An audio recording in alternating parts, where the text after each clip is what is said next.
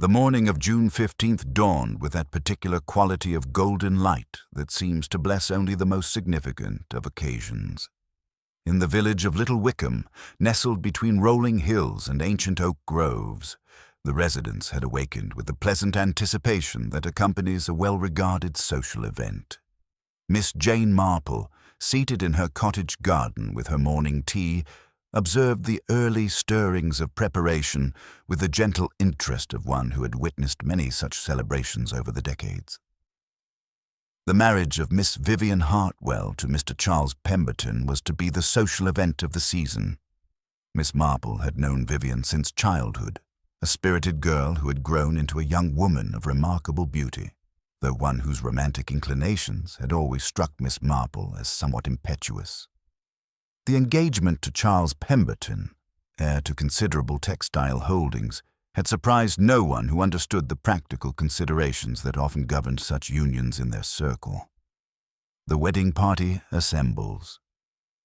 By 10:30, Miss Marple had made her way to St. Bartholomew's Church, where the ancient stones seemed to approve of the festivities. Her keen eyes, trained by decades of observing human nature in all its complexities, noted several details that might have escaped a less attentive observer. Mrs. Dolly Bantry, her dear friend, fell into step beside her with barely contained excitement. "Jane, my dear, have you heard the most extraordinary thing? Marcus Thornfield has returned to the village. Just yesterday, if you can imagine." Mrs. Bantry's voice carried the delicious scandal of unexpected developments. Miss Marple adjusted her gloves thoughtfully. She had indeed heard of Mr. Thornfield's return. The young man had been engaged to Vivian 2 years prior, before departing rather suddenly for South America, following some unspecified business difficulties. His timing was, to say the least, curious. Inside the church, the wedding party presented a tableau of rural English society at its finest. Charles Pemberton stood at the altar, every inch the prosperous gentleman, though Miss Marple noticed a certain tension in his bearing, the way his eyes repeatedly sought the church doors as if anticipating some unwelcome interruption. Vivian's sister Eleanor served as matron of honor, her recent widowhood lending a touch of melancholy to her participation despite her brave smile. Among the assembled guests, Miss Marple's attention was drawn to several figures of particular interest. Dr. Geoffrey Ashford, the village physician, sat with the rigid posture of a man carrying some burden of knowledge. Mr. Timothy Hartwell, the family solicitor and Vivian's cousin, displayed the calculating expression that Miss Marple had come to associate with men who dealt professionally in other people's secrets. An atmosphere of tension, the ceremony proceeded with appropriate solemnity, though Miss Marple detected undercurrents of tension that seemed to flow beneath the surface of conventional propriety. When Marcus Thornfield slipped quietly into a rear pew just before the service began, she observed the various reactions with considerable interest. Charles Pemberton's jaw tightened almost imperceptibly. Eleanor Hartwell's grip on her bouquet became noticeably firmer. Most intriguingly, Dr. Ashford seemed to shrink slightly, as if hoping to avoid notice entirely. As the bride processed down the aisle on her father's arm, resplendent in her grandmother's lace, Miss Marple noticed something that made her elderly heart quicken slightly. For just a moment, Vivian's eyes sought out and found Marcus Thornfield's face among the congregation, and her step faltered almost imperceptibly before she recovered her composure. The reception at Pemberton Hall. Following the ceremony, the wedding party and guests migrated to Pemberton Hall for the reception. The grand estate, perched on a hill overlooking the village, provided a magnificent setting for the celebration. A marquee had been erected on the sweeping lawns, and champagne flowed freely as the string quartet played cheerful melodies. Miss Marple found herself a quiet observation post near the rose garden, where she could watch the various social interactions unfold. She noted the way certain guests seemed to gravitate toward or avoid particular individuals, the subtle tensions that manifested in forced smiles and overly bright laughter, and the general atmosphere of celebration tinged with something less pleasant. Dr. Rashford, she observed, had positioned himself near the refreshment table but seemed more interested in watching the other guests than in partaking of the festivities. Timothy Hartwell moved through the crowd with the purposeful air of a man conducting business even at a social gathering. Most concerning of all, Marcus Thornfield had accepted a glass of champagne but held it untouched, his dark eyes fixed on the bride with an intensity that suggested unfinished business. The toast and its consequences. As the afternoon progressed toward the traditional toasts, the assembled guests gathered expectantly. Charles Pemberton rose first, his words appropriate and well-received, though Miss Marple detected a note of relief in his voice, as if he had successfully navigated some anticipated difficulty. When it came time for the bride's response, Vivian stood gracefully, her champagne flute catching the afternoon light. "My dear friends," she began, her voice carrying clearly across the lawn, "this has been the most wonderful day of my life, and I want to thank everyone who has made it possible. I especially want to thank those who have supported Charles and me through various difficulties." Her eyes swept the crowd as she spoke, pausing almost imperceptibly on Marcus Thornfield's face before continuing. "Sometimes the past must be laid to rest before the future can truly begin." It was then, as she raised her glass to her lips, that Dr. Ashford stepped forward with surprising urgency. "Vivian, wait!" But his warning came too late. The bride had already taken a substantial sip of her champagne. For a moment, nothing seemed amiss. Then her expression changed, a look of confusion crossing her features as the crystal flute slipped from suddenly nerveless fingers to shatter on the flagstones below. The effect was swift and terrible. Vivian's hand flew to her throat, her face contorting in apparent distress. She made a small, choking sound that cut through the festive atmosphere like a blade. Charles reached for her instinctively, but she was already falling, her wedding dress billowing around her as she collapsed onto the sun-warmed stones. The shocking reality. Dr. Ashford was beside her in an instant, his professional training overriding any social considerations. The assembled guests stood frozen in a tableau of shock and disbelief as he knelt beside the bride, his hands seeking vital signs with practiced efficiency. The silence stretched unbearably until he looked up, his face grave with terrible certainty. "I'm afraid she's gone," he said quietly, his words falling like stones into the stunned silence. The perfect wedding day had become something else entirely. Miss Marple, though her expression remained outwardly composed, felt the familiar stirring of recognition. In her considerable experience, such dramatic timing was rarely coincidental. Her sharp eyes had already begun their work, noting the shattered champagne flute, the way Marcus Thornfield had gone completely pale, and the almost imperceptible look of calculation that flickered across Timothy Hartwell's features before he composed his face into appropriate shock. As chaos began to erupt around them, women crying, men shouting for the constable, servants running in confusion, Miss Marple remained seated on her garden bench, her mind already beginning to sort through the implications of what she had witnessed. A bride had died on her wedding day, apparently poisoned, just after making what sounded very much like a veiled threat about laying the past to rest. In Little Wickham, as in every village Miss Marple had ever known, the past had a way of refusing to stay buried, and now, it seemed, someone had been desperate enough to kill to keep their secret safe. The wedding bells had fallen silent, replaced by the approaching wail of sirens. But Miss Marple knew that the real investigation was only just beginning, and that before this matter was resolved, several more secrets would be dragged into the unforgiving light of day. The constabulary arrived with the measured efficiency that accompanies genuine crisis. Inspector Slack, summoned from the county headquarters, took command with the brisk authority of a man accustomed to rural mysteries, though his expression suggested this particular case would prove more complex than the usual disputes over property lines or poached game.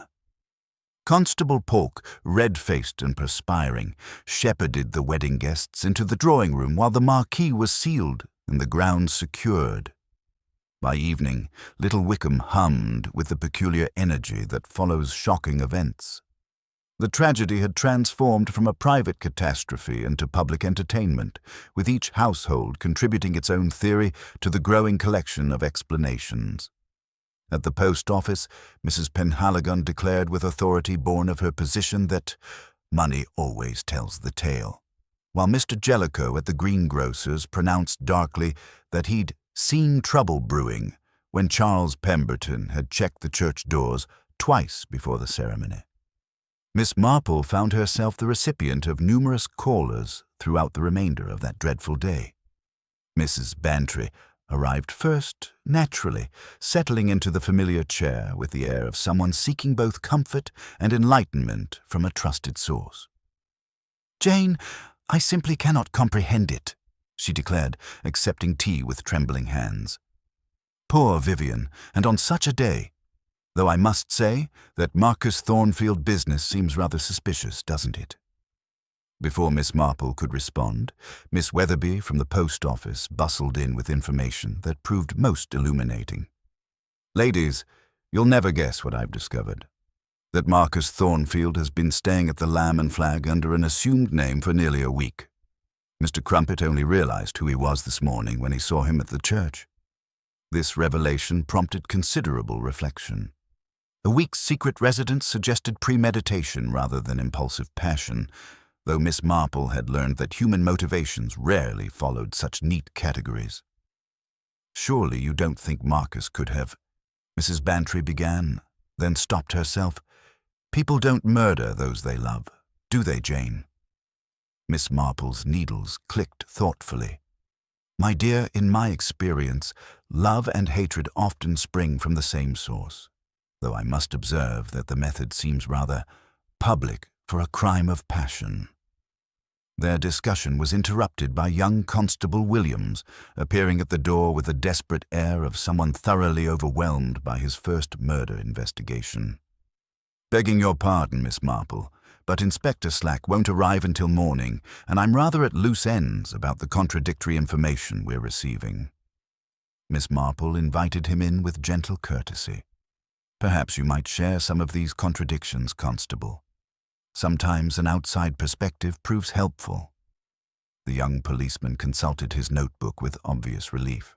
"Well, Dr. Ashford insists he saw someone near the champagne glasses, but claims the sun prevented clear identification. Mr. Timothy Hartwell suggests the poison might have been administered through food rather than drink, though the caterers swear everything was properly supervised." Miss Weatherby interjected eagerly. "And what about Eleanor Hartwell? I heard she was seen having words with her sister before the ceremony. Something about family obligations and doing what's right." This was new information, and Miss Marple filed it carefully. Eleanor's recent widowhood had left her circumstances somewhat reduced, and family dynamics could indeed prove relevant. "Then there's the champagne itself," Williams continued. "Special vintage from Mr. Pemberton's private cellar. He selected it personally, claims it was perfectly sound, but the bottle was nearly empty before anyone thought to preserve it as evidence." Mrs. Bantry shook her head. "It seems everyone had some reason to wish poor Vivian ill. In novels, there's usually one obvious suspect." Miss Marple set down her teacup with characteristic precision. "Perhaps that is precisely the point, my dear. When everyone appears to have a motive, the actual motive may be quite different from appearances. The question is not simply who could have done such a thing, but who would have chosen such a public method and why." As darkness settled over Little Wickham, theories multiplied like mushrooms after rain, each more elaborate than the last. Yet Miss Marple remained convinced that the truth, when it emerged, would prove both simpler and more complex than current suppositions suggested. The morning brought Inspector Slack to Little Wickham with characteristic efficiency, establishing his headquarters at the village hall and summoning witnesses with military precision. Miss Marple, observing the steady stream of nervous villagers from her garden gate, decided that a constitutional walk might prove illuminating. The pale morning light seemed to reflect the village's subdued mood, as if nature itself acknowledged the gravity of recent events. Her first encounter proved most instructive. Dr. Ashford emerged from the police interviews looking considerably older than his years, his usual composed demeanor replaced by obvious distress. When Miss Marple offered gentle sympathy, he confided something that struck her as significant. "I should have acted sooner," he said, hands trembling slightly as he lit a cigarette. "During the ceremony itself, I stepped outside briefly. Felt unwell, you understand. When I returned, I noticed someone near the champagne service, but the sun was in my eyes. By the time I recognized the danger, it was too late." This revelation aligned curiously with his subsequent urgent warning to Vivian. Miss Marple filed this information carefully, noting both what was said and what remained unspoken. At Pemberton Hall she encountered Mrs. Durant, the catering supervisor, who provided precise details about the champagne service. The glasses were arranged on a mirrored tray at 11 o'clock, 12 to a circle, with the brides marked by a white ribbon. Albert carried the tray. Mr. Wilcox poured from Mr. Pemberton's private cellar. No one tampered with anything under my supervision. Yet young Lily, the serving girl, mentioned that the tray had been moved slightly into the shade when the musicians complained about sun glare, a detail that might explain Dr. Ashford's difficulty identifying the mysterious figure. Inspector Slack's investigation proceeded with typical directness. He had focused immediately on Marcus Thornfield, whose presence seemed too convenient for coincidence. When questioned, Thornfield produced a letter that proved most revealing. "Vivian asked me to come," he explained, his composure cracking slightly. "She wrote that she needed to set something right before her marriage, that she was afraid of someone. I came to help her, not to prevent the wedding."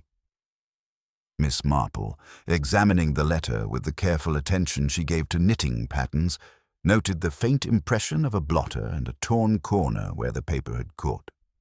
The handwriting appeared genuine, though the circumstances of its composition remained mysterious. Eleanor Hartwell's interview revealed additional complexities. Her grief, while appropriately dignified, struck Miss Marple as slightly too perfect, the composed widow playing her expected role with perhaps excessive care. Eleanor admitted to morning disagreements with Vivian about family obligations, but claimed reconciliation before the ceremony. Timothy Hartwell, ever the professional solicitor, suggested practical alternatives to romantic motives. "Food poisoning at outdoor functions is unfortunately common," he declared. "We shouldn't assume malicious intent when accident might suffice." Yet Miss Marple had attended enough village functions to recognize the difference between genuine mishap and deliberate mischief. The timing of Vivian's collapse, immediately after her pointed remarks about laying the past to rest, suggested careful orchestration rather than coincidence. The forensic report confirmed cyanide poisoning, administered through the champagne. The poison was fast-acting and virtually untraceable, requiring both knowledge and opportunity. This eliminated random accident, but narrowed the field of suspects to those with access to both the champagne service and appropriate toxins. A visit to the Lamb and Flag provided another intriguing detail. Mr. Crumpet revealed that Marcus had registered under the name Markham and had received a mysterious visitor 2 nights prior, a veiled lady who left behind a Brackhampton tram ticket. As afternoon settled over Little Wickham, Miss Marple reflected on the accumulating evidence. Inspector Slack's theory of rejected lovers' revenge seemed almost too convenient, lacking the subtle complexity she had learned to expect from genuine human motivation. Marcus's distress appeared authentic, and his character, impulsive and dramatic, seemed ill-suited to such calculated stealth. The real puzzle lay in the intersection of opportunity and motive. Several people had access to the champagne service, but who among them possessed both the knowledge to obtain cyanide and the desperation to use it? Vivian's final words about laying the past to rest suggested secrets worth killing for, though their precise nature remained tantalizingly obscure. Settling into her evening chair with fresh knitting, Miss Marple considered the various threads of evidence: the moved tray, the torn letter, the veiled visitor, Dr. Ashford's mysterious absence, and Eleanor's too-perfect grief. Somewhere in this tangle lay the truth, waiting for the patient observer who understood that in villages, as in knitting, dropped stitches eventually revealed themselves to those who knew how to look. The investigation was far from over, and Miss Marple suspected that Inspector Slack's straightforward approach would soon encounter complications that mere logic could not untangle. Inspector Slack's satisfaction with his case against Marcus Thornfield grew more pronounced by the third day, though Miss Marple observed that certainty and accuracy were not always companions. The inspector had assembled what appeared to be compelling evidence: the secret arrival under false identity, the mysterious letter from Vivian, and the undeniable emotional intensity witnessed by numerous guests. To Slack's methodical mind, the progression from rejected lover to desperate murderer followed an inevitable logic that required little additional investigation. Yet as Miss Marple made her customary rounds through the village, several details emerged that suggested the inspector's confidence might be premature. Her first significant discovery came through young Lily, the serving girl, who had been quietly distressed about a seemingly minor detail that no one else had thought to pursue. "The ribbon on the bride's glass wasn't mine, Miss Marple," Lily confided when they met at the baker's shop. "I always tie proper double bows, just like my mother taught me. That knot was different, tight and practical, like someone who works with rope regular-like." This observation struck Miss Marple as potentially significant. The white ribbon had been the only distinguishing mark on Vivian's champagne glass, and if it had been retied by someone other than the designated server, it suggested deliberate manipulation rather than random chance. She made a mental note to consider who among the wedding party might possess such practical knotting skills. Her investigation took an unexpected turn when she encountered Mrs. Pemberton Sr. at the village shop, where the elder lady was purchasing mourning stationery with business-like efficiency. Their conversation revealed information that cast Marcus Thornfield's presence in an entirely different light. "I felt it necessary to speak with young Thornfield before the ceremony," Mrs. Pemberton admitted with obvious reluctance. "Charles's happiness was at stake, and I couldn't allow romantic dramatics to disrupt such an important occasion. I visited him at that dreadful inn and made it quite clear that his presence would be unwelcome and potentially damaging to all concerned." This revelation transformed Marcus's attendance from the desperate gesture of a rejected lover into something more protective, perhaps the response of someone who had been warned about impending danger rather than someone planning to create it. Miss Marple filed this reinterpretation carefully, noting how assumptions about romantic motivation could obscure more practical considerations. A visit to the village hall, where Inspector Slack had established his temporary headquarters, provided another intriguing discovery. While delivering tea and sympathy in the form of Mrs. Bantry's scones, Miss Marple noticed the glass-fronted cupboard belonging to the dormant camera club. Through the dusty pane, she observed a clean rectangular space on one shelf where something had recently been removed, a jar-shaped absence that left its ghost in the accumulated dust of years. Mr. Peabody at the chemist's confirmed that no cyanide had been sold recently, but acknowledged that old stocks might exist in various locations throughout the village. Photography clubs, he mentioned, had historically used cyanide-based chemicals for developing processes, though most had long since switched to safer alternatives. The missing 13th champagne glass, discovered through Constable Williams's painstaking review of the catering records, added another layer of complexity to the case. Mrs. Durant's meticulous documentation showed 13 glasses prepared, though only 12 remained after the incident.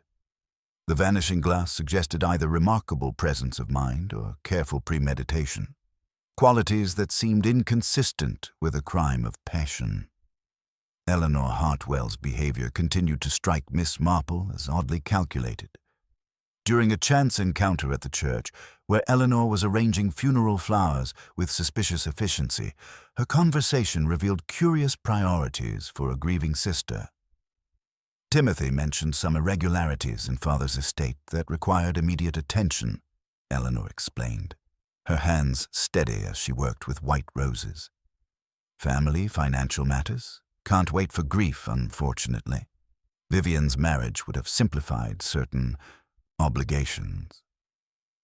This reference to estate irregularities, when combined with village gossip about the Hartwell family's reduced circumstances, suggested motives that had nothing to do with romantic rivalry. Eleanor's widowhood had left her dependent on family generosity, while Vivian's marriage to Charles Pemberton would have secured financial independence that might have come at Eleanor's expense. Dr. Ashford's continued distress seemed disproportionate to his professional involvement, and his conversation with Miss Marple revealed troubling undercurrents about pre-wedding medical consultations. He had prescribed sleeping medication for Vivian in recent weeks, citing anxiety about the wedding preparations, anxiety that now seemed potentially prophetic rather than merely bridal nerves. As evening settled over Little Wickham, Miss Marple reflected on the accumulating evidence while tending her garden roses. The psychological profile of the crime increasingly contradicted Marcus Thornfield's character. A public poisoning requiring cold-blooded calculation and precise timing seemed utterly inconsistent with the impulsive, dramatic young man she remembered. If Marcus had wished harm to Vivian, it would have been a passionate, confrontational affair, certainly not the methodical precision demonstrated by this killer. The true murderer, she was becoming convinced, was someone far more calculating, someone who understood human nature well enough to orchestrate a crime that would deflect suspicion onto an obvious scapegoat. The careful repositioning of the champagne tray, the retied ribbon, the missing glass, and the vanished cyanide source all pointed to a mind that planned several moves ahead, like a chess player sacrificing pawns to protect more valuable pieces. Inspector Slack's straightforward approach, while admirable in its efficiency, was proving inadequate to penetrate the subtle layers of deception that characterized this particular crime. Miss Marple recognized the familiar pattern of murder rooted not in passion, but in practical desperation, the most dangerous motivation of all, because it combined methodical planning with absolute necessity. Someone in Little Wickham had killed to protect something more valuable than love, their very survival. By Friday morning, Miss Marple had developed what she privately termed her collection, a gathering of small observations that, like pieces of a particularly complex jigsaw puzzle, were beginning to suggest a pattern far more intricate than Inspector Slack's straightforward theory of rejected love. The village had settled into the peculiar rhythm that follows shocking events, where normal activities continue but every conversation eventually circles back to the central tragedy. Her first significant discovery came through young Lily, whose distress about seemingly minor details had been troubling her since the wedding day. When Miss Marple encountered her at the baker's shop, the girl's relief at finding a sympathetic listener was palpable. "It's the ribbon, Miss Marple," Lily confided, producing a carefully wrapped fragment from her pocket. "I always tie proper double bows, just like my mother taught me. But that knot on the bride's glass, it was different, tight and flat, like a reef knot. And see here, the ends were cut on the bias, sharp and clean, not torn like mine would be." This detail struck Miss Marple as potentially crucial. Someone with specific knowledge of knots and precise cutting tools had retied that ribbon, someone whose skills suggested familiarity with practical work rather than decorative crafts. She made careful note of which wedding guests might possess such abilities.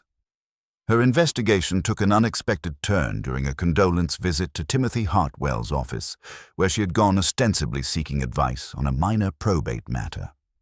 The family solicitor, clearly burdened by recent events, proved more forthcoming than usual when the conversation turned to the tragedy's financial implications. Vivian's death has created considerable complications, he admitted with obvious reluctance. Her marriage would have resolved many family difficulties. You see, Miss Marple, there was a clause in her will, drawn up only weeks before the wedding, stipulating that should she die unmarried, a significant portion of her inheritance would pass to charitable trusts rather than remaining with the family. This revelation transformed Miss Marple's understanding of the crime's motivation. Eleanor Hartwell's desperate circumstances, her recent widowhood, and her dependence on family generosity suddenly took on sinister implications. Vivian's marriage had been more than a social event. It represented Eleanor's financial salvation. Her death as an unmarried woman would leave Eleanor facing ruin. The missing photograph at Pemberton Hall yielded its secret through patient observation. During her condolence visit, Miss Marple had noticed the clean rectangle on the sun-faded wallpaper where a family portrait had recently hung. Mrs. Pemberton's flustered explanation about painful memories during grief seemed to address a different concern entirely, suggesting the removed image depicted someone whose presence had become suddenly inappropriate for display. Through Miss Powlett at the village library, Miss Marple learned that someone had been researching old newspapers from the period of Marcus Thornfield's departure, specifically the business and court notices sections. This consultation had occurred 3 weeks before the wedding, indicating careful premeditation rather than spontaneous revenge. Someone had been investigating the past with the thoroughness of a detective, focusing on legal and financial matters rather than romantic history. Dr. Ashford's continued distress finally yielded its explanation during what appeared to be a chance encounter at the village green. His confession, when it came, was delivered with the exhausted relief of someone who could no longer bear the weight of secrets. Vivian had been consulting me about her anxieties regarding the marriage, he admitted, his professional composure cracking slightly. She felt trapped by family expectations and financial pressures. There were complications, personal complications, that made the situation more difficult than anyone realized. His careful phrasing suggested romantic involvement, without explicitly stating it, but Miss Marple's experienced ear caught the undertones of guilt and intimate knowledge that confirmed her suspicions about the true nature of their relationship. The missing 13th champagne glass had left its own trail of evidence. While Inspector Slack focused on dramatic theories of poison administration, Miss Marple's examination of the Pemberton Hall pantry revealed microscopic glass fragments in the waste bins, fragments suggesting careful destruction rather than accidental breakage. Someone had taken considerable care to eliminate evidence, behavior indicating familiarity with investigative procedures rather than panic-driven improvisation. At the village hall, the camera club's dusty cupboard stood partially open, revealing the ghost of a jar that had occupied one shelf for decades. Mr. Sykes lamented the missing cyanide with its skull and crossbones label from his father's photography days, mentioning that he had lent the cupboard key to Timothy Hartwell the previous month for projector access. The key had been returned through his letterbox after dark, a detail that now seemed ominous rather than merely considerate. As afternoon shadows lengthened across Little Wickham, Miss Marple assembled these disparate elements into a pattern that revealed disturbing possibilities. The crime demonstrated intimate knowledge of village routines and personalities, suggesting someone who understood how to manipulate both evidence and expectations to create a convincing false narrative. The killer had shown remarkable psychological insight, orchestrating events to ensure suspicion would fall on Marcus Thornfield while eliminating the primary threat to their security. The retied ribbon, the researched archives, the missing photograph, and the carefully destroyed evidence all pointed to someone whose survival depended on keeping certain secrets buried forever. Most troubling of all, the methodical nature of the deception suggested that this murder was not a crime of passion, but a calculated solution to a desperate problem. Someone in Little Wickham had killed not from love or hatred, but from the cold necessity of self-preservation, the most dangerous motivation of all, because it combined careful planning with absolute determination. The pieces were falling into place, but Miss Marple knew that understanding the crime's architecture was only the beginning. The challenge now lay in proving her suspicions without alerting the killer to the danger of discovery. For someone capable of such calculated murder would not hesitate to kill again if cornered. Inspector Slack's satisfaction with his case reached its zenith by Saturday morning, when he announced his intention to arrest Marcus Thornfield that very afternoon. The village, having exhausted its initial theories, seemed to settle into reluctant acceptance of this conclusion. Yet Miss Marple, observing the forced tranquility that had descended upon Little Wickham, recognized the peculiar stillness that often precedes revelation rather than resolution.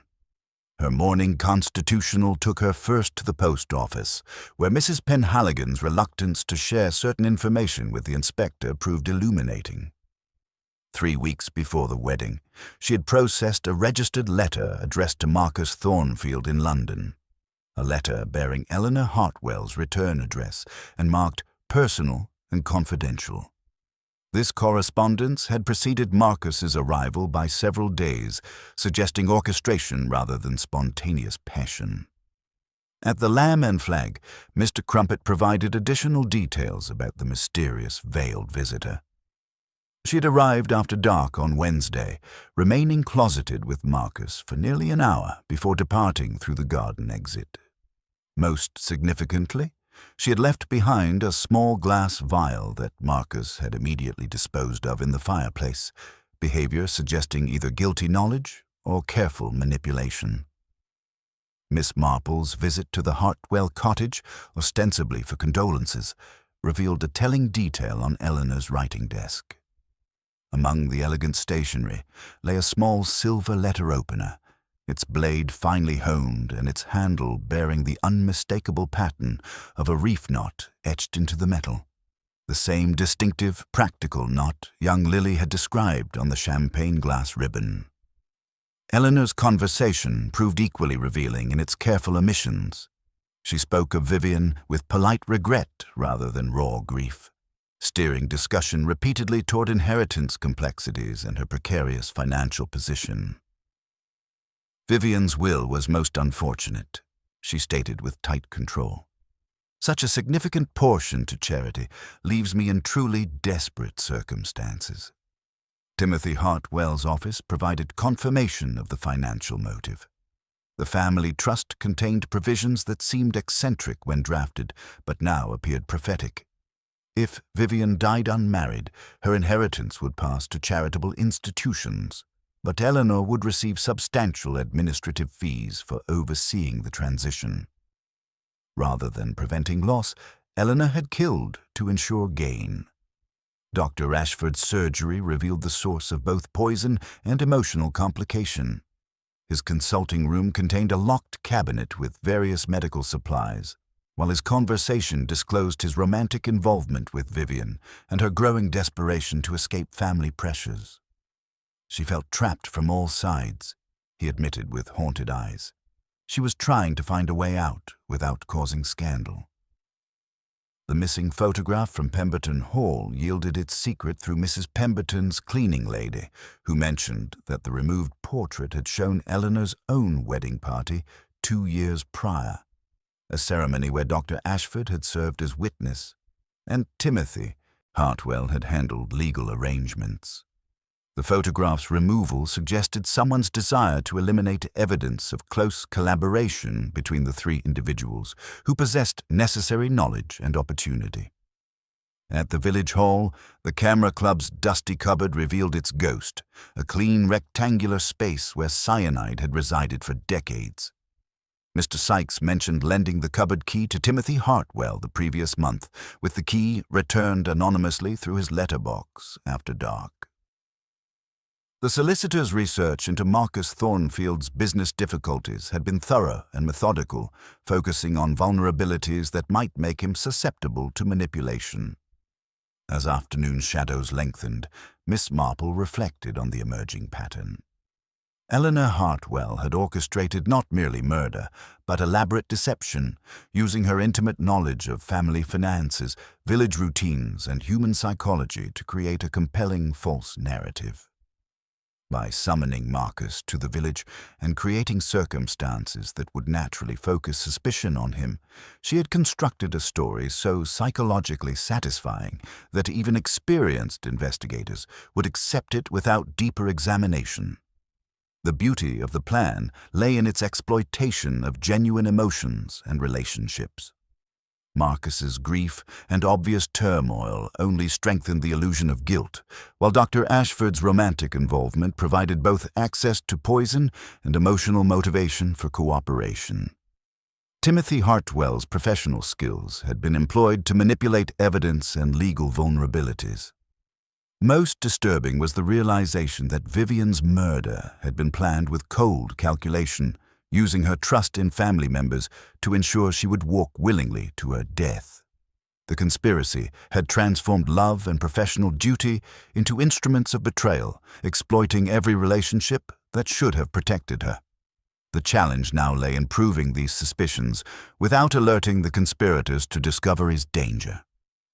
Eleanor moved freely while an innocent man faced the gallows, but Miss Marple knew that truth, like persistent weeds, eventually pushed through deception's cracks, especially when nudged by a gentle but determined hand. The stage was set for confrontation, though it would require considerable delicacy to expose a killer who had demonstrated such calculating intelligence and ruthless determination to preserve her carefully constructed fiction.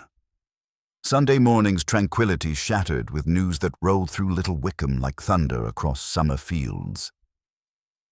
Timothy Hartwell was dead, found in his office by Mr. Jellicoe, who had arrived to discuss mortgage arrangements and discovered the solicitor slumped at his desk in the attitude of eternal sleep. The door had been latched from within, and through the frosted glass pane, the scene appeared grimly decisive. A man who had chosen his own exit rather than face the consequences of his actions. Inspector Slack arrived with restored confidence, his earlier uncertainties dissolved by the apparent resolution. Upon the desk lay a brown paper parcel containing an empty glass jar marked with skull and crossbones, alongside an envelope addressed to the inspector in Timothy's familiar script. The confession within was remarkably comprehensive, detailing the theft of cyanide from the camera club, the careful retying of the bride's ribbon to ensure proper glass selection, and the administration of poison while the sun glittered on the musician's bows. The document concluded with Timothy's assertion that he had acted alone, driven by financial desperation and family loyalty, begging that his cousin Eleanor and Dr. Ashford be spared undeserved suspicion. Inspector Slack read the confession aloud with barely concealed satisfaction, declaring the case closed with admirable efficiency. The village, exhausted by tragedy and speculation, seemed ready to accept this tidy conclusion to their nightmare. Yet Miss Marple, positioned near the office doorway with her characteristic air of gentle concern, noticed several details that struck her as oddly theatrical. The confession contained information not in general circulation. Specifically, the reference to 13 glasses prepared, a detail known only to the catering staff and investigators. More troubling was the meticulous arrangement of evidence. The empty poison jar positioned precisely beside the confession, the brown paper wrapping tied with a reef knot cut on the bias, and the general tidiness of a scene supposedly created by a man in desperate anguish. The fountain pen beside Timothy's hand bore violet-tinged ink rather than the blue-black she'd observed in his legal documents, while a faint smear on the confession's lower left corner suggested the writer's hand had brushed wet ink. Curious behavior for someone supposedly writing his final words with careful deliberation. Most intriguing was the lingering scent of unfamiliar perfume in the room, a cool floral fragrance that seemed incongruous with Timothy's austere bachelor quarters. Constable Polk noted the almond scent from the glass beside the body, while Dr. Ashford's examination confirmed death consistent with cyanide poisoning, occurring sometime the previous evening. Yet Miss Marple observed a second teacup on the sideboard tray, its saucer positioned slightly apart with the faint crescent mark of lipstick barely visible on the rim. The window behind the desk stood open despite the morning chill, allowing the telltale odor of almonds to dissipate, a consideration that suggested forethought rather than suicidal despair.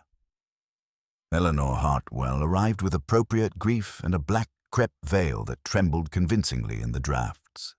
Her eyes moved swiftly around the room without appearing to do so, taking inventory of the parcel, the envelope, and the sealing wax that bore the impression of a rope pattern, a miniature reef knot that seemed oddly nautical for a country solicitor. She spoke little, which struck Miss Marple as both admirable and convenient, particularly given the evidence of recent female companionship that others had overlooked. Inspector Slack expressed satisfaction with the confession's thoroughness, noting how it explained every aspect of the crime while sparing them prolonged investigation. "Strain told on him," he declared with authority. "Saw the noose coming and tidied his affairs to avoid scandal." Miss Marple's response was characteristically gentle. "I've noticed that people seldom tidy quite so thoroughly when truly distraught. There are nearly always little omissions." When pressed for specifics, she mentioned the peculiarities of ink selection, knot-tying techniques, and the consideration of opening windows on cold mornings, details that suggested careful staging rather than spontaneous confession.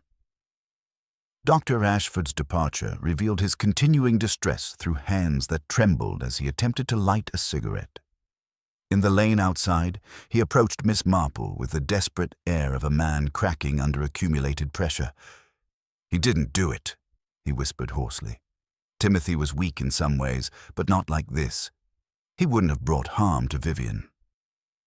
Miss Marple's response carried sympathy disguised as gentle observation. "I understand very little, but I observe that someone wished to end our questions in a manner that points in a very convenient direction." The tidied desk, the violet ink, the second teacup, and the opened window all suggested a mind that planned several moves ahead, orchestrating Timothy's death to provide the perfect scapegoat while eliminating a potentially troublesome witness. By afternoon, Inspector Slack had postponed Marcus Thornfield's arrest, though he attributed this to procedural caution rather than doubt.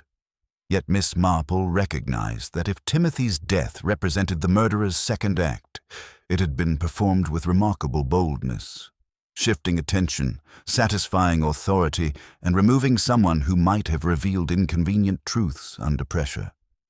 The very completeness of the resolution betrayed its artificial nature, like amateur dramatics where the curtain never quite concealed the stage machinery beneath.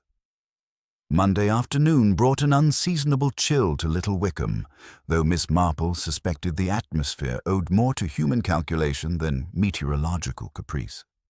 She had spent the morning in careful preparation, arranging what appeared to be a simple charitable endeavor, but was, in reality, a delicate psychological examination. The sitting room held the comfortable clutter of village life: brown paper and string for parceling donations, white satin ribbon from her sewing basket, 2 fountain pens of different vintages, and a small brass key that Mr. Sykes had reluctantly lent for church inventory purposes. Her first invitation had gone to Eleanor Hartwell, couched in terms of neighborly sympathy and practical assistance. "My dear, I find myself quite overwhelmed by donations for the church bazaar. Perhaps you might spare an hour to help an elderly woman organize her charitable impulses." The second note reached Dr. Ashford, suggesting that a cup of tea and quiet conversation might prove restorative after such trying days. Eleanor arrived precisely at 3 o'clock, her morning attire impeccable and her composure suggesting remarkable resilience in the face of family tragedy. Miss Marple noted the faint trace of that distinctive floral perfume, cool and sophisticated, like lilies after rain, that had lingered so mysteriously in Timothy's office. The observation was filed away with the careful attention she gave to dropped stitches in complex knitting patterns. "How thoughtful of you to think of charity work at such a time," Eleanor remarked, settling gracefully into the offered chair. Timothy always said that routine activities provided comfort during grief. Miss Marple's response carried the gentle warmth that had disarmed countless village secrets over the decades. Indeed, my dear, I find that familiar tasks reveal so much about a person's character. The way one addresses an envelope, for instance, or ties a parcel. Such simple actions, yet they speak volumes about training and habit. Dr. Ashford's arrival brought visible tension to the room, though he attempted to mask his distress behind professional courtesy. His hands trembled slightly as he accepted tea, and Miss Marple noticed how his eyes avoided direct contact with Eleanor's composed gaze. The dynamics between her two guests suggested undercurrents that went far beyond shared grief over family tragedy. The testing began with deceptive innocence. Miss Marple produced a stack of donation acknowledgement letters, expressing gentle frustration with her own penmanship. "My arthritis makes writing such a trial. Eleanor, dear, might you address these envelopes? Your script is always so admirably clear." 2 fountain pens lay within easy reach, one filled with conventional blue-black ink, the other with an unfashionable violet shade that Miss Marple claimed was easier on elderly eyes. Eleanor selected the violet pen without hesitation, testing the nib with practiced efficiency before positioning the paper to accommodate her left-handed writing style. As she worked, her hand hovered carefully above the lower margin, leaving the characteristic crescent-shaped smear that Miss Marple had observed on Timothy's supposed confession. "Such an unusual color," Miss Marple observed mildly, "though I suppose it does reduce eye strain during lengthy writing sessions." Eleanor's smile carried appropriate modesty. "I've always found violet more restful than harsh black ink. Timothy often borrowed my pen for important documents. He claimed it helped him think more clearly." The revelation was delivered with such casual confidence that Miss Marple marveled at the calculated audacity. Here was someone who could acknowledge her connection to the forged confession while maintaining perfect innocence, transforming potential evidence into apparent exoneration through sheer psychological boldness. The parcel wrapping exercise proved equally illuminating. Miss Marple expressed theatrical helplessness with string and brown paper, lamenting her inability to achieve neat, secure packages. "I never can remember which knot holds properly without slipping. Such a foolish failing in someone my age." Eleanor rose with helpful efficiency, drawing the string around the package with practiced movements. Her fingers formed a perfect reef knot, right over left, left over right, with the automatic precision of long habit. When she reached for the scissors to trim the excess string, the cuts came sharp and clean on the bias, creating ends that would lie flat against the package surface. "Beautifully done," Miss Marple admired. "You tie knots like a sailor. Such practical skill must have proved useful in many situations." "My late husband served briefly in the Merchant Marine," Eleanor explained with appropriate nostalgia. "He taught me proper knot work during our courtship. Some skills become second nature with practice." Dr. Ashford's increasingly obvious distress had not escaped Eleanor's attention, and Miss Marple observed the subtle interplay of glances and gestures that suggested complicated emotional entanglements. When Eleanor moved to retie the satin ribbon with the same precise efficiency, transforming Miss Marple's loose bow into a disciplined, symmetrical arrangement, the doctor's composure finally cracked. "Eleanor, we need to discuss what really happened," he said urgently, his professional mask slipping to reveal raw desperation. "Timothy's death wasn't entirely unexpected given his fragile emotional state." Eleanor interrupted smoothly, her voice carrying gentle reproof. "Poor Timothy always took family responsibilities too seriously. The weight of his confession must have been unbearable." Miss Marple's intervention carried the deceptive mildness of steel wrapped in silk. Indeed, such thorough confessions often demonstrate remarkable presence of mind.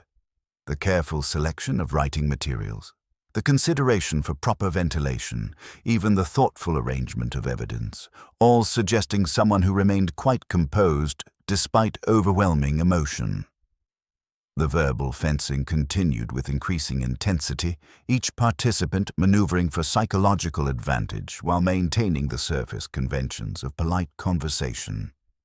Eleanor's responses revealed both intelligence and calculation, acknowledging each pointed observation while deflecting its implications through plausible alternative explanations. Miss Marple recognized the performance of someone accustomed to manipulating social situations through careful presentation of selective truth. As afternoon shadows lengthened across the sitting room, Miss Marple produced her final test, a small evidence bag containing charred paper fragments recovered from Timothy's fireplace. "I took the liberty of examining the grate this morning," she explained with dangerous casualness. Someone had attempted to burn practice attempts at handwriting, though several fragments survived the flames. The effect was immediate and telling. Eleanor's composure flickered for the first time, revealing a flash of calculation behind the mask of grief. Her eyes assessed the danger these fragments represented, and Miss Marple recognized the exact moment when Eleanor realized that her carefully constructed deception was beginning to unravel. The confrontation had reached its critical juncture, though the final revelation would require one more carefully orchestrated encounter. Miss Marple had successfully demonstrated Eleanor's technical capabilities and psychological ruthlessness, but the complete exposure of her crimes would demand a more dramatic stage, one where the killer's desperation would finally overcome her remarkable self-control. As her guests prepared to depart, Miss Marple offered a final observation that carried unmistakable warning beneath its gentle delivery. "I've always found that the most dangerous criminals are those who mistake cleverness for wisdom.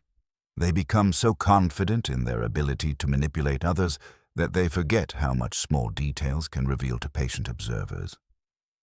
Eleanor's parting smile suggested that the message had been received and understood, though whether it would prompt confession or further desperate action remained to be determined. The psychological test had succeeded in its primary objective, forcing the killer to recognize that her perfect crime was far from perfect, and that discovery was no longer a distant possibility, but an immediate threat requiring decisive response.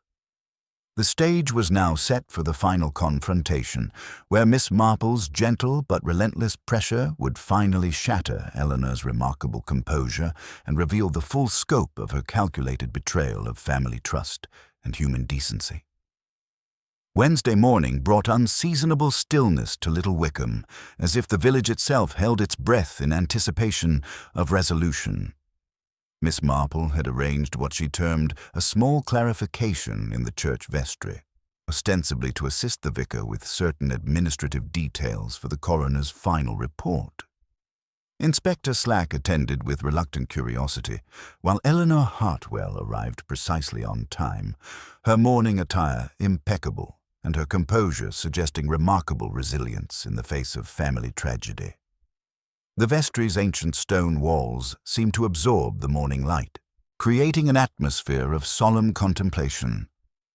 Miss Marple had arranged several seemingly innocent items on the oak table: white satin ribbon, a small brass key, 2 fountain pens of different vintages, and a magnifying glass positioned over several charred paper fragments.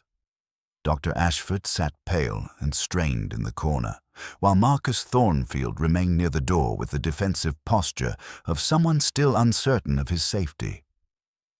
"I do hope you'll forgive this unconventional gathering," Miss Marple began with characteristic gentleness. "But certain small details have been troubling me, and I find that demonstration often clarifies what explanation cannot." Eleanor's response carried appropriate patience. "Of course, Miss Marple, we all want this dreadful business properly concluded." Inspector Slack consulted his pocket watch with obvious impatience. "Let's have it then, ma'am. The case is closed, but if there are administrative loose ends—" Miss Marple smiled with the mild persistence that had unraveled countless village secrets. "Indeed, Inspector, loose ends can be so revealing." She gestured toward the ribbon. "Eleanor, dear, might you demonstrate proper parcel-tying technique? My arthritis makes such tasks increasingly difficult." Eleanor rose with helpful efficiency, her hands moving with practiced precision as she formed a perfect reef knot, right over left, left over right, the flat, symmetrical result lying against the ribbon like a nautical signature. When she reached for the scissors to trim the excess, the cuts came sharp and clean on the bias, creating ends that would lie flat against any surface. "Beautifully done," Miss Marple observed mildly. "Such practical skill. One feels one has seen that exact technique before." The comment hung in the air with deceptive innocence, though Dr. Ashford's sharp intake of breath suggested its implications were not lost on everyone present. Eleanor's composure remained intact, but Miss Marple noted the almost imperceptible tightening around her eyes. "Now then," Miss Marple continued, producing the magnifying glass, "these fragments from Timothy's fireplace have proved most instructive. Inspector, perhaps you might examine them with me." The charred papers revealed their secrets under magnification. Hesitant pen strokes gradually becoming more confident, practice attempts at Timothy's distinctive signature, and repeated trials of phrases that appeared in the confession. Most tellingly, the ink bore the distinctive violet tinge that Eleanor had admitted using herself. "Curious, don't you think?" Miss Marple's tone remained conversational. "Timothy always used blue-black ink for legal documents, yet his final confession employed this rather unusual violet shade." Eleanor's response came with calculated smoothness. "Timothy often borrowed my pen for personal correspondence. He claimed the color helped him think more clearly." Miss Marple nodded thoughtfully. "Indeed, you mentioned that previously, though one wonders why he would need to practice writing his own signature or rehearse phrases like 13 glasses prepared, a detail known only to the investigation team and catering staff." The observation struck its target with surgical precision. Eleanor's composure flickered momentarily before reasserting itself, but the brief lapse revealed the calculating intelligence beneath her grief-stricken facade. "Perhaps," Miss Marple continued with dangerous gentleness, "we might discuss your visit to Brackhampton West last week. The tram ticket stub found at the Lamb and Flag suggests someone made that particular journey to meet with Marcus." Eleanor's correction came automatically before she could prevent it. "Brackhampton East, surely. The West line doesn't—" She stopped abruptly, recognizing her error, but the damage was done. Inspector Slack's head snapped up with sudden attention. "How would you know which line the ticket represented, Mrs. Hartwell, unless you were the one who traveled there?" The psychological trap had sprung with devastating effectiveness. Eleanor's mask of composed grief began to crack, revealing glimpses of the desperate calculation that had orchestrated 2 murders with remarkable precision.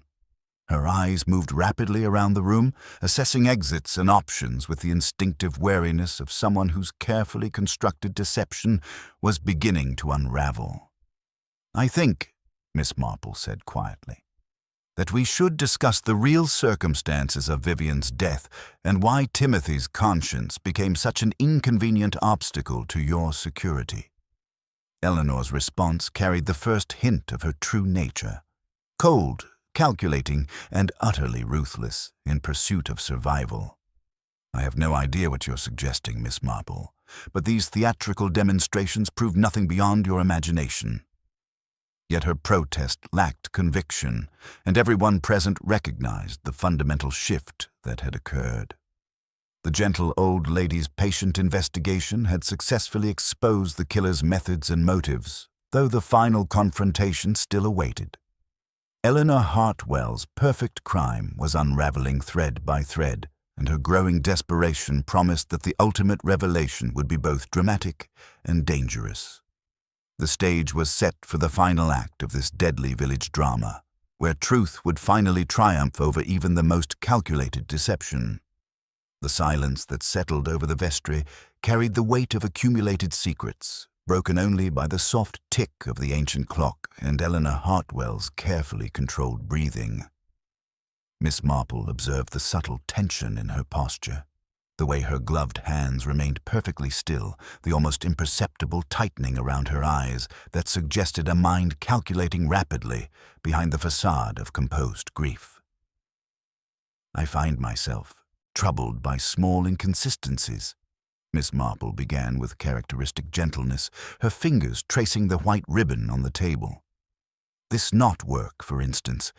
Eleanor, dear, might you show us again how you secured this ribbon? Eleanor's response came with practiced efficiency, her hands forming the distinctive reef knot with automatic precision, right over left, left over right, creating the flat, nautical arrangement that had marked Vivian's champagne glass. When she reached for the scissors, her cuts came sharp and clean on the bias, exactly matching the technique young Lily had described with such distress. Such practical skill, Miss Marple observed mildly. One sees that exact technique so rarely in village life, though I believe we observed it once before, didn't we, Inspector? On a certain white ribbon that distinguished the bride's glass from all others. Inspector Slack's attention sharpened as the implication registered. Eleanor's composure flickered momentarily before reasserting itself, but Miss Marple had caught the telltale sign of recognition. Then there are these fragments from Timothy's fireplace, Miss Marple continued, positioning the magnifying glass over the charred papers. Practice attempts at handwriting, Inspector.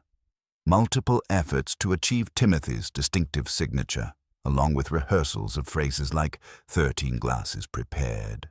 Information known only to the investigation team and catering staff. Most curious is the ink, which bears that distinctive violet tinge that Eleanor has admitted using herself. Dr. Ashford's sharp intake of breath revealed his growing comprehension of the deception he had unwittingly enabled. Eleanor's eyes moved between the assembled evidence with the calculating wariness of someone whose carefully constructed narrative was beginning to unravel. The second teacup in Timothy's office bore lipstick traces, Miss Marple added with dangerous gentleness. The window had been opened despite the morning chill, a consideration for ventilating the bitter almond scent that suggests forethought rather than suicidal despair. Most tellingly, someone had corrected my reference to Brackhampton West, automatically stating East before catching themselves. Only the veiled visitor who made that journey could possess such specific knowledge. Eleanor's mask began to crack, revealing glimpses of the desperate calculation that had orchestrated 2 murders with chilling precision. "You're constructing fantasies from coincidences," she said, though her voice carried less conviction than before. "I think not," Miss Marple replied with quiet certainty. The financial motive was quite clear once one understood the implications of Vivian's will. Her marriage would have secured her inheritance, but her death as an unmarried woman would trigger the charitable clause, leaving you, as executor, with substantial administrative fees. Enough to ensure comfort after your husband's death left you in such reduced circumstances. The revelation struck with devastating accuracy. Eleanor's composure shattered completely as she realized the futility of continued deception. She was going to ruin everything, Eleanor whispered, her carefully maintained facade dissolving into raw desperation. Vivian cared nothing for family obligations. Her marriage would have left me destitute while she played the generous wife to that textile fortune. Dr. Ashford's anguished voice cut through the confession. "You used me, Eleanor. You convinced me the poison was to prevent scandal, to make her ill enough to postpone the wedding until she came to her senses." Eleanor's laugh carried bitter triumph. "Men are remarkably easy to deceive when their emotions are properly engaged, Geoffrey. You provided the cyanide willingly once I explained how Vivian's elopement plans would destroy both your reputations." The full scope of her manipulation became clear. The forged letters summoning Marcus to create a convenient suspect, the careful exploitation of Dr. Ashford's romantic feelings, and Timothy's murder when his conscience threatened to expose the truth. Eleanor had transformed family loyalty and professional trust into instruments of betrayal, corrupting every relationship that should have protected Vivian. Inspector Slack stepped forward with grim determination. "Eleanor Hartwell, I'm arresting you for the murders of Vivian Hartwell and Timothy Hartwell." As the constables led Eleanor away, her elegant mourning attire now seeming a cruel mockery of genuine grief, Miss Marple reflected on the particular tragedy of murders committed by those entrusted with love and protection. The corruption of family bonds represented a betrayal that poisoned the very foundations of village life, leaving scars that would take generations to heal. The vestry fell silent once more, though the peace that settled over Little Wickham carried the complex satisfaction of justice served and truth revealed, however painful that truth might prove to be. Little Wickham resumed its routines with the tentative care of a convalescent learning to walk again. The church bells tolled with their customary precision, yet seemed to linger over hedgerows and cottage gardens longer than memory required. Inspector Slack departed with grudging respect for Miss Marple's methods, privately acknowledging that the reef knot had been the first thread to unravel his tidy theory. His final report praised her invaluable assistance in exposing what he termed one of the most sophisticated criminal conspiracies he had encountered in rural policing. Marcus Thornfield's vindication brought little comfort to a young man whose grief remained profound despite legal exoneration. His final conversation with Miss Marple revealed the true nature of Vivian's letter. Not a romantic summons, but a desperate plea for protection from someone she feared but could not identify. She knew something was wrong, he confided with bitter regret. The letter spoke of feeling trapped, of family pressures closing around her. She asked me to attend as insurance, someone who could intervene if necessary.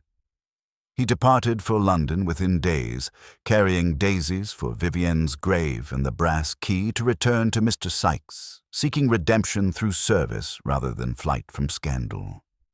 Dr. Ashford submitted his resignation to the medical council with humility that surprised even his detractors. Eleanor's manipulation had been masterful, convincing him the poison would cause temporary illness to postpone the wedding until Vivian came to her senses. His unwitting complicity in providing cyanide haunted him more than any professional censure. He packed his medical texts into 2 modest crates and left for his sister's London home, the empty surgery echoing with the weight of trust betrayed and lives lost.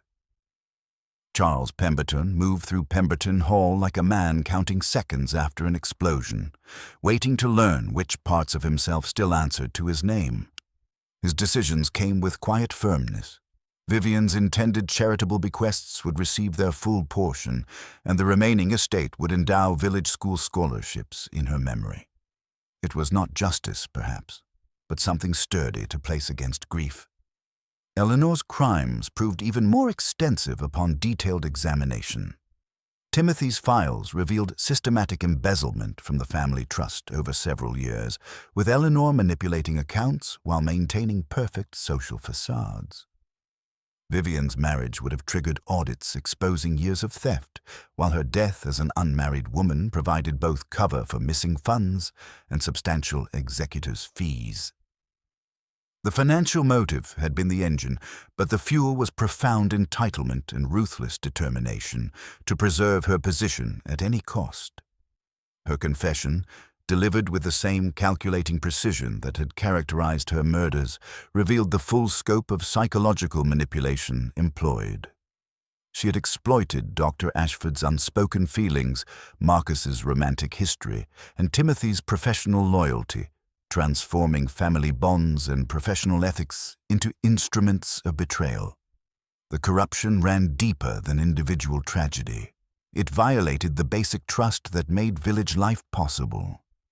Mrs. Bantry's visits to Miss Marple's cottage became more frequent in the weeks following Eleanor's arrest, as if seeking reassurance that evil could be recognized and defeated through patient observation. To think Eleanor seemed so genuinely devoted to family, she mused during one afternoon call. Even her grief appeared completely authentic. Miss Marple's response reflected decades of studying human nature in all its complexity. The most dangerous criminals often understand social expectations so thoroughly they can perform virtue while practicing vice. Eleanor's charitable works were not disguises but tools, establishing trust necessary for ultimate betrayal. Their conversations often returned to the small details that had exposed such elaborate deception. Lily's observation about the ribbon knot, the distinctive violet ink, the second teacup's lipstick traces, Eleanor's slip about the tram line. "It is the minutiae that betray the grandest plans," Miss Marple observed. "Evil becomes so focused on dramatic gestures that it forgets the patient eye, notices everything." Young Lily received recognition from Pemberton Hall and new scissors from Miss Marple, acknowledging her crucial observations.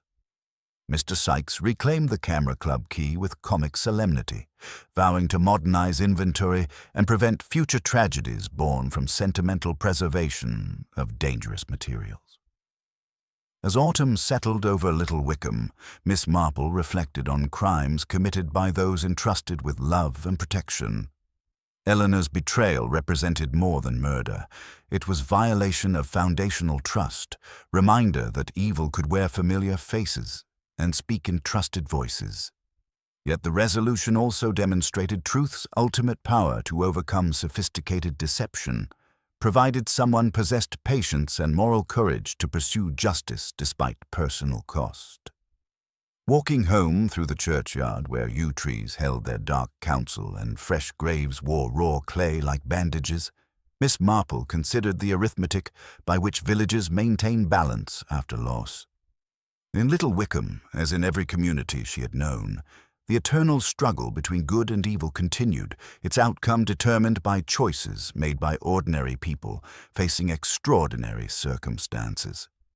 The wedding day murder would linger in whispered memory for generations, but truth had prevailed over even the most calculated deception, proving that patient observation and unwavering moral courage remained humanity's most reliable defenses against the darkness that could flourish in the most seemingly peaceful places. Winter settled over Little Wickham with the gentle persistence of accumulated wisdom, frost outlining hedgerows and cottage gardens in crystalline precision. The village had absorbed its tragedy with characteristic resilience, though certain changes remained visible to those who understood the subtle language of social adjustment. Life resumed its familiar rhythms, yet with the deeper gravity that follows profound disturbance. Eleanor's final judgment. News from the assizes arrived through the Brackhampton Chronicle with stark finality. Eleanor Hartwell was found guilty on both counts, her calculated confession and overwhelming evidence leaving little room for legal maneuvering. The reporter noted her unnervingly intact composure as sentence was pronounced. She neither wept nor pleaded, merely adjusted a loose thread on her cuff with the same meticulous attention to detail that had characterized her murders. The village read the column over breakfast, folded the paper, and carried on with the particular relief that accompanies justice served. Paths of Redemption. Marcus Thornfield's letters from London arrived sporadically, addressed to Miss Marple with careful courtesy. His transformation proved remarkable. The impulsive young man had channeled his grief into methodical service, accepting unglamorous work with charitable organizations serving former soldiers. His final correspondence mentioned plans for South American medical missions, not as flight from responsibility, but as pursuit of meaningful work where his experience with tragedy might serve others facing similar devastation. Dr. Ashford's exile carried the weight of genuine remorse that Eleanor's calculated betrayal could never achieve. Stripped of his medical license and burdened by unbearable guilt, he disappeared into London's anonymity, seeking redemption through service in Whitechapel charity clinics. His letter to Miss Marple, written on hospital stationery, spoke of small victories: a boy with pneumonia who lived, a weary mother's unreserved smile. "I cannot repair what was broken here," he wrote, "but I can make myself useful." Charles Pemberton transformed his grief into practical memorial, establishing the Vivian Hartwell Memorial Fund with methodical determination. Pemberton Hall opened its gates for modest scholarship ceremonies where village children received educational bursaries, the string quartet playing greensleeves with steadiness that felt like healing rather than celebration. Village healing. The smaller figures of the drama resumed their roles with quiet dignity. Lily, the observant serving girl whose attention to ribbon knots had proved crucial, received both recognition and opportunity. A scholarship enabling bookkeeping studies in Brackhampton. Mr. Sykes reorganized the village hall's storage with enhanced security, his dramatic recounting of the cyanide affair, elevating his status among local historical societies. Inspector Slack departed with grudging respect for Miss Marple's methods, privately acknowledging that the reef knot had been the first thread to unravel his tidy theory. His subsequent cases benefited from lessons learned about examining small details that contradicted obvious theories, his reputation for thorough investigation spreading throughout the county. Enduring wisdom. The Hartwell cottage bore an estate agent's discreet placard, its roses continuing their seasonal cycle indifferent to the corruption that had flourished beneath their beauty. New tenants would arrive eventually, drawn by undeniable charm and unaware of the calculated murders planned within its cozy rooms. Mrs. Bantry's visits to Miss Marple's cottage evolved into regular discussions of human nature's various manifestations. Eleanor seemed so devoted to family. She would repeat with continuing bewilderment. Her concern appeared completely genuine. Miss Marple's response reflected decades of patient observation. The most dangerous criminals understand social expectations so thoroughly they can perform virtue while practicing vice. Eleanor's charitable works were not disguises, but tools establishing trust necessary for ultimate betrayal. Peaceful resolution. As spring approached, Miss Marple reflected on the eternal struggle between good and evil that played out in every community. Eleanor's crimes had demonstrated evil's capacity for sophisticated deception, but the investigation's success proved truth's ultimate power to overcome even the most calculated betrayal. Walking through the churchyard where daffodils pushed through winter's remnants and Vivian's grave bore fresh flowers from anonymous mourners, Miss Marple considered how villages maintain balance after profound loss. The wedding day murder would linger in whispered memory, but Little Wickham had survived with fundamental decency intact. In her cottage garden, settling into her chair with fresh knitting and quiet satisfaction, Miss Marple understood that patterns could confuse the eye, doubling back, hiding intent, promising flowers while delivering thorns, unless one kept careful count. Yet with steadiness and small corrections, beauty emerged. In Little Wickham, as in life, it was not grand gestures that mended what evil had torn, but the patient, ordinary work of decent people, stitch by careful stitch. The case was closed, truth had prevailed, and life continued with resilient grace.